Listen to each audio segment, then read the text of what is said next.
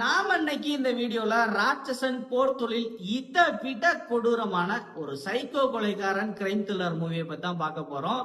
இந்த படத்தோட பேர் என்ன அப்படிங்கறத பாக்குறதுக்கு முன்னாடி நீங்க இன்னும் நம்மளோட சேனலை சப்ஸ்கிரைப் பண்ணல அப்படின்னா மறக்காம சப்ஸ்கிரைப் பண்ணுங்க. கூடவே மூவிஸ்லாம் விரும்பி பாக்குற உங்க ஃப்ரெண்ட்ஸ்க்கு இந்த வீடியோவை மறக்காம ஷேர் பண்ணி விடுங்க.